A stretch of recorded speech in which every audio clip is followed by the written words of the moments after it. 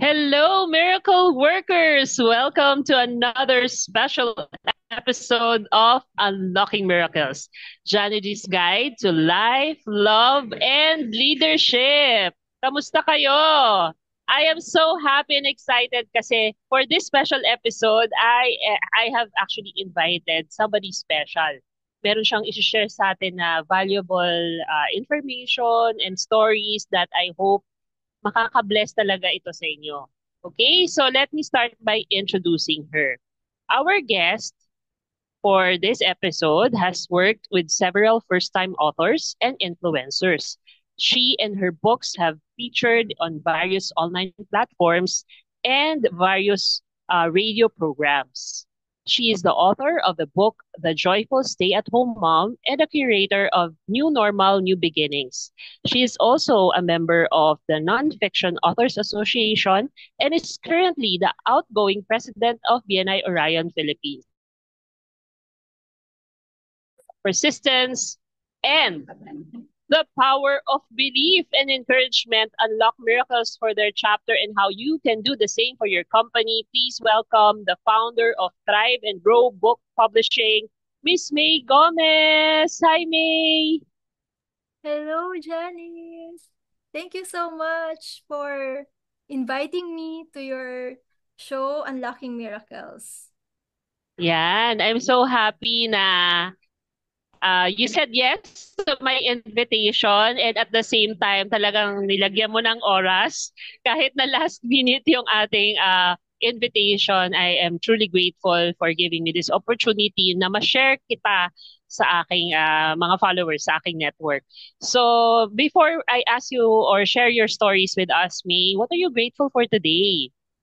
Yes, I'm so grateful for the gift of life, of course, yung family, yung mga kids kong kakatapos lang yung exam. Actually, may one day pa bukas, pero Wow! ayan. Yeah, malaki accomplishment for me yan. Mm. Vacation Yes. mode na. So si May kasi sa mompreneur, no? Very hands-on mom siya, no? Yun nga, sabi niya, she's very hands-on in terms of yung sa mga pag-aaral ng anak niya. No? So, and at the same time, she's helping mga first-time authors publish their books.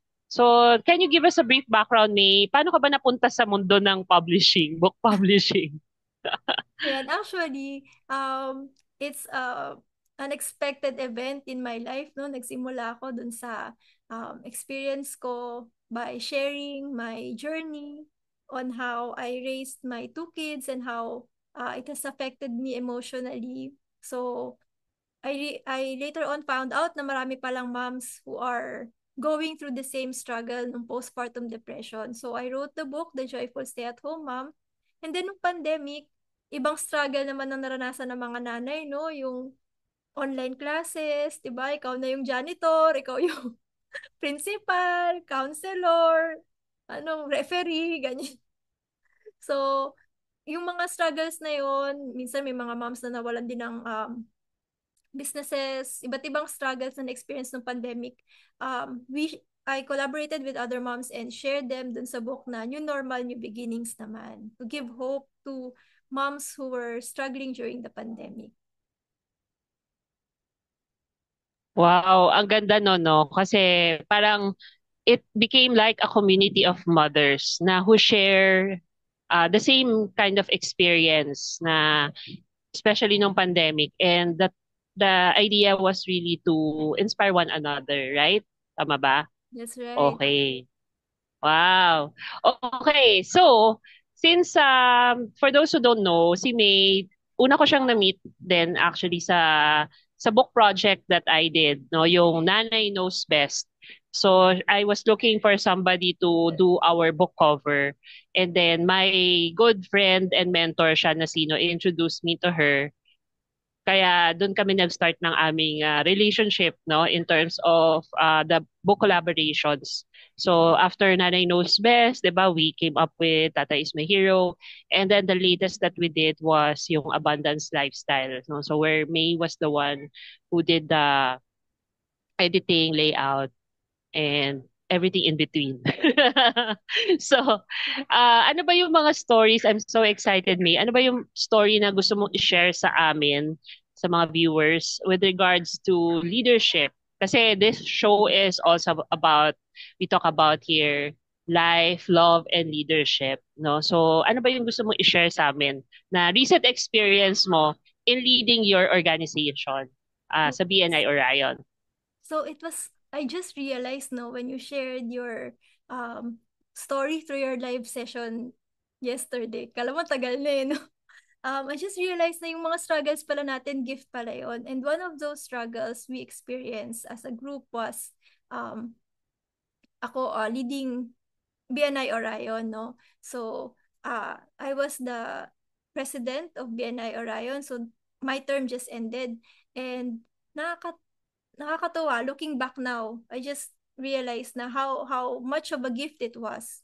Kasi most of the time, when people lead an organization na yung nataon na pag turnover sa'yo, parang rock bottom nung rock bottom ng organization na yon, parang minsan, bakit naman ganito yung timing kung kailan napunta sa akin, nasa ganitong ano siya, ganitong status siya, no? Pero it turns out na it was a gift pala kasi um, I learned how to get out of a rock bottom situation. And I learned na this um, process can be valuable not only for chapters of BNI here in the Philippines or all over the world, but also for business owners, no, who might be struggling through the same situation. Kasi actually, mahirap pag nagsisimula ka. Pero I think mas mahirap yung naka-experience ka na ng high, yung naka-experience ka na ng success, tapos biglang magra-rock bottom ka. Tapos yung feeling na ang hirap-hirap umakyat ulit. Parang kahit anong ginagawa mo, hindi umuus or parang yung mga efforts mo are in vain.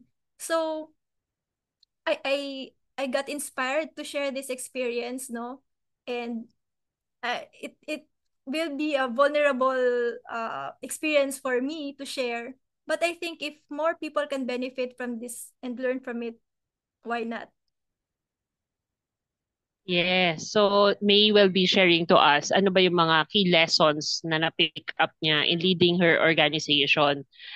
We actually belong to the same organization. So I'm also part of BNI. You guys know that, no? Madalas nagigest ako ng mga taga BNI talaga dito sa show na to. And also I also experienced becoming a president. It's just that siguro yung term ko, ito yung term ko na we were at the stage na nagpapalaki na kami. So, it's so different from the experience of me. So, can you share me, ano ba yung mga key lessons that you picked up when you were leading the organization? Yeah, go ahead. So, yung key takeaways ko were, you have to have persistence. You should rely on your team, no? Sometimes yung teamwork, medyo cliche siya as it sounds, pero you shouldn't lead alone. And the third is, there's a power when you have somebody or when you are mentored by somebody who has gone through the same experience and who believes that you can really do it despite the circumstances. So, what do I mean? When um when we were at a point na um there comes a point na you get new members, some members are going out. Every time you get a new one, somebody gets out. So parang naninegate yung mga efforts mo to grow. It becomes very frustrating.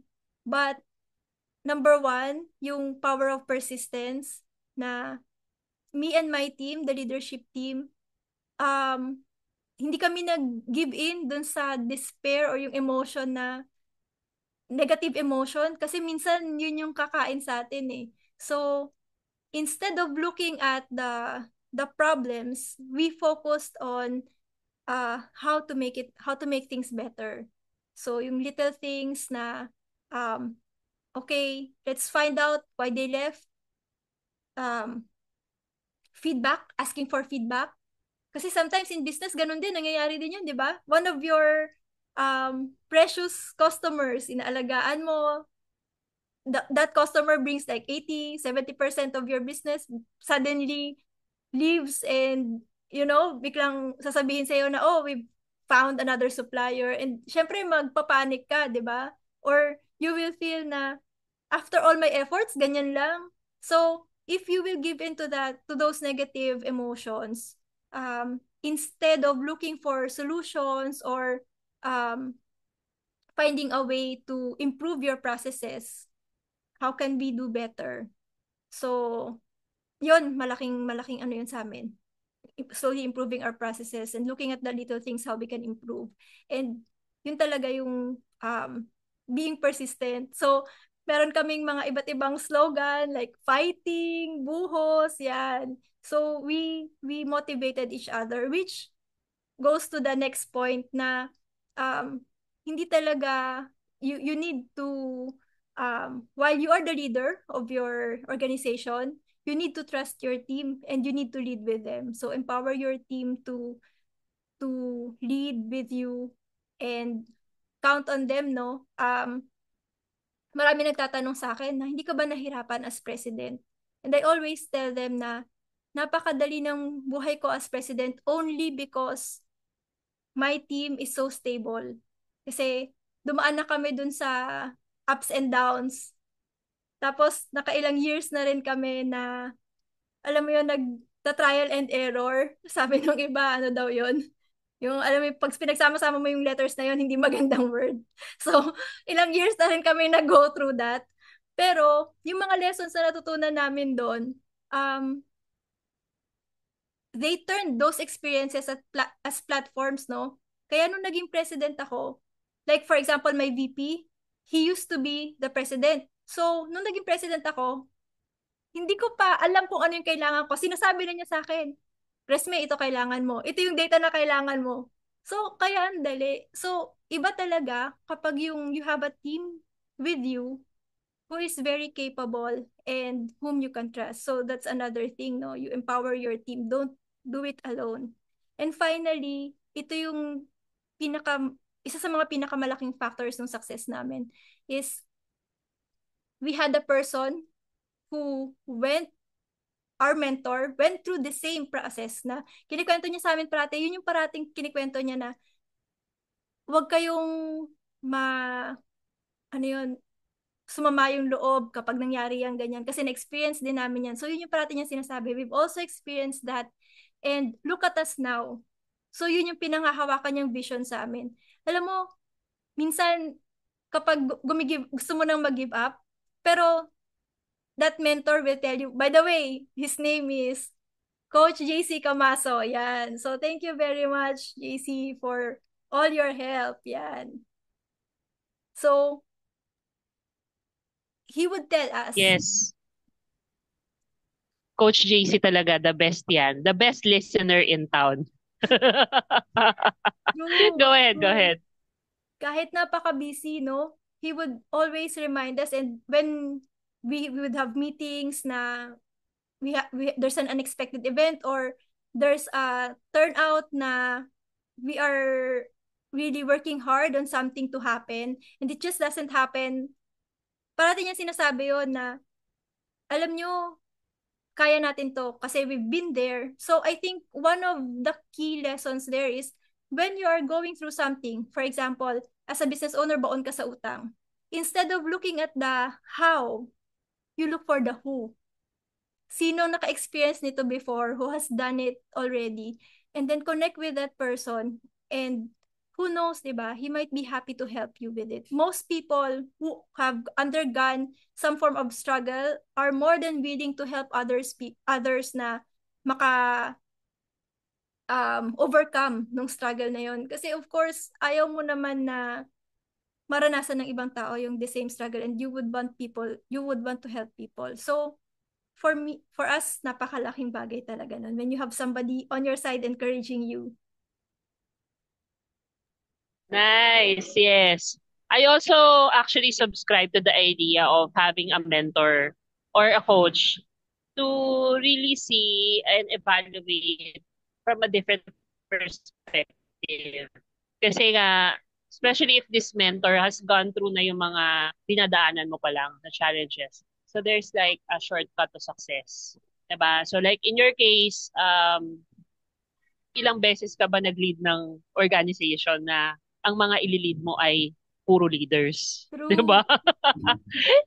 It's a difficult and challenging role and responsibility. But because you have been trusted,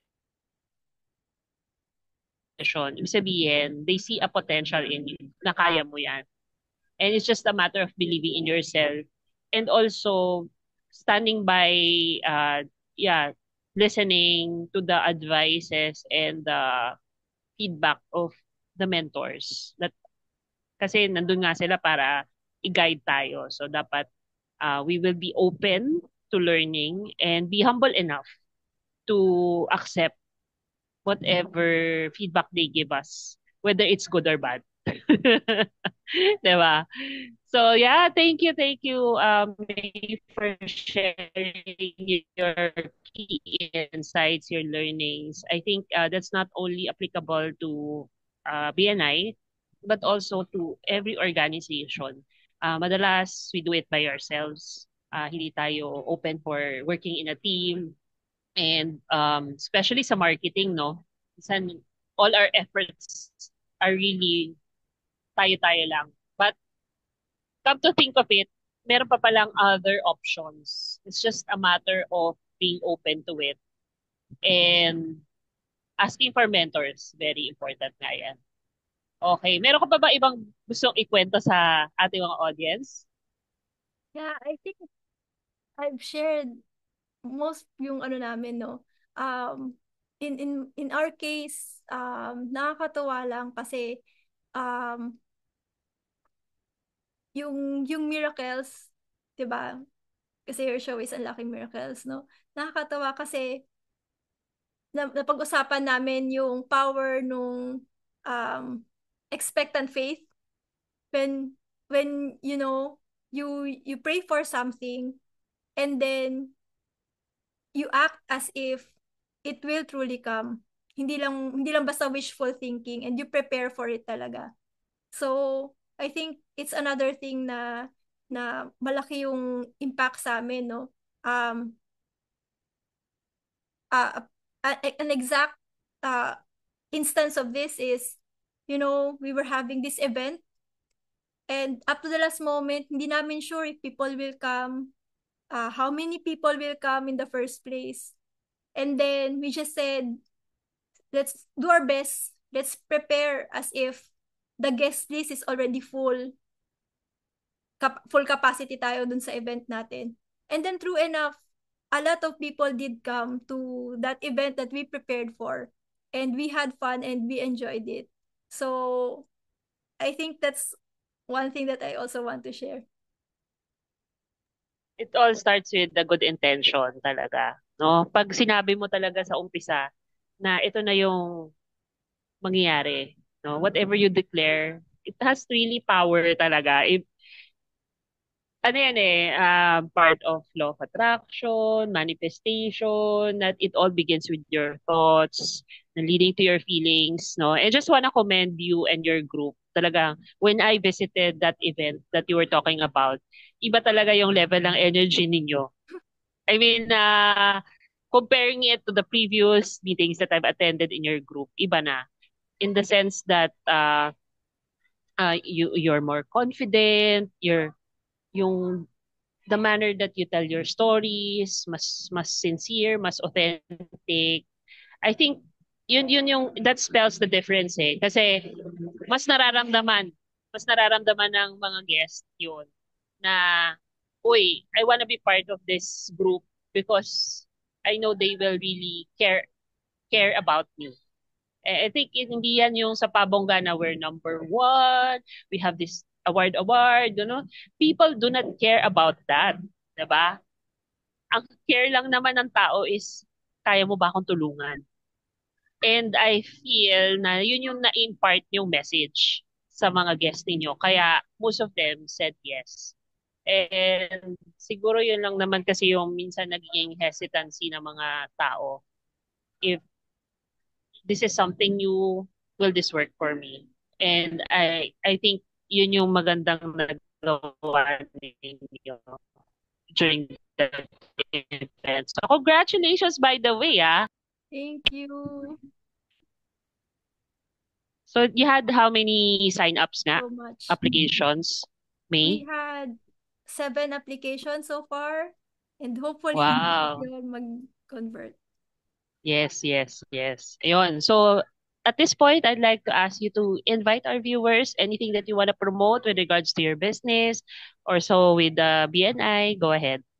Yes, of course. First of all, I would like to thank you kasi your presence there at the event made it especially meaningful. So thank you so much, Janice, for all your support to us. And of course, we'd also like fellow entrepreneurs, if you're looking for um, a supportive group, please consider joining BNI Orion Philippines. And also, if you also want to write a book, I'm working with a collaboration with Coach Janice. So, ayan, na-announce na. Na-announce niya kahit di pa niya alam, di ba? Oo So, nga, ano ba tong collaboration na to, 'di ba? So basta kung pangarap ninyo na makapagsulat ng libro ninyo, get in touch with me. Or you can get in touch with me and I will connect you to May. Baka nahiya kayo kay May. I will freely do that. No? I've been helping May a lot. No? A lot of may mga friends ako na expressing their intent to become an author. Eh sabi ko, hindi naman ako kasi publisher. Coach lang ako. I can only share to you my experiences and um, I'm a pusher. yes. So, 'di ba? Kaya Totoo minsan nga yan. ngayon Janice is my I personal pusher. Kailangan yung I mga ac- pusher in a sense na mag-grow personally. That kind of pushing, ah. Call Janice. I actually qualify muna. Bago ko nagbibigay sa ng kino-qualify ko muna sinasabi ko muna how deep is your why? Mga ganyan ako tanong. Or how soon do you want this book published or launched? Kasi parang ayaw natin magsayang ng oras kasi time is so precious. So prioritize natin yung mga tao na nagmamadali na maging book author. So, kagandaan nito, Amy, she will not only help you write your books, write and publish your books, but also help you market, no? Tama ba, May? Meron ka ring options for marketing your book. That's right. Kasi That's right. yan ang challenge ng mga first-time authors. Paano mo i-market yung book mo? Kasi ayaw mo naman na magpa-print ka ng sobrang daming copies and at the end of it, wala, hindi, nasa stock lang siya sa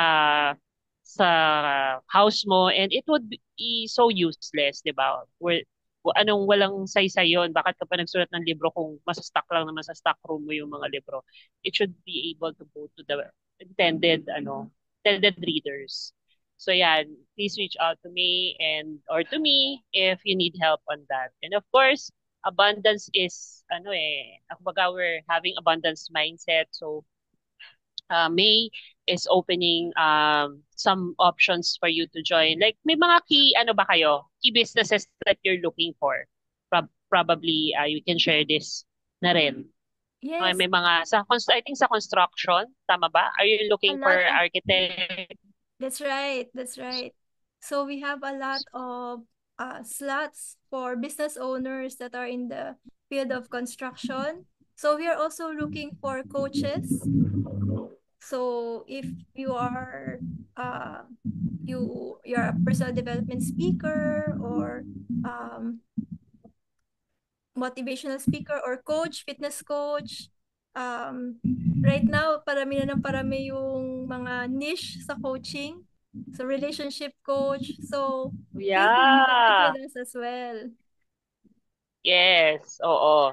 So marami ibig sabihin nito kasi guys for those na nagwo-wonder, BNI kasi is para meron siyang exclusive marketing rights. 'Di ba? So once that you are in a certain category mo, ikaw na nakapasok doon, then lock out na yung competition. So kaya maganda kung makavisit kayo sa mga chapters and then you get in ASAP kasi you lock the competitors. Kumbaga, yun yung benefit kasi no. And yeah, it's a very good community of givers. So, masaya. Natututo ka. And yun nga, as mentioned by me, um, na-strengthen yung leadership skills niya. True. Kasi nakapag-lead siya ng organization niya. And at the same time, of course, because kung ano man yung matututunan mo sa organization, may impact yan syempre sa business mo. Sigurado yan. So you will bring all the learnings, no? So hindi siya hiwalay. So that's the beauty of it. Okay. So thank you very much, May, for spending your precious time with me and being our guest here at Unlocking Miracles. I am happy of your growth and development and how you have evolved through the years. Eto si May, parang ano lang to eh, tatay-tahimik lang to. Alam mo yon parang di makabasag pinggan to eh. Pero ngayon, grabe. Grabe na siya Nakabasag na ba? mag-network ngayon. Grabe na Nakabasag na siya ba ng ngayon. pinggan ngayon? Oo, yung energy niya, ibang level na talaga. So, I love it. Ano eh, talagang sabi nga nila, if you are always in the space of being receiving and evolving yourself talagang sigurado. Matatransform ka talaga niyan. Yan. Thank you so much. Dahil din sa'yo yan. Ayan, salamat, salamat. So mga talagang nagpapapush sa akin, nag-iba talaga yung anyo. Ayan. So, thank you very much. Ayan. Pagpapadaan mo na tayo ng mga paiingay dito sa kinalalagyan ko. So, by the way, I'm now here in Bicol because I'm going to celebrate with my family the 94th birthday of my lola. Eh, sino ba dito yung gustong mabuhay ng up to 100 years? Ako yon, ako yon. Gusto ko mabuhay na matagal, especially if you have purpose in life, pahabain talaga ni Lord ang buhay mo. And of course, I'm so proud that my lola is still up and about, no?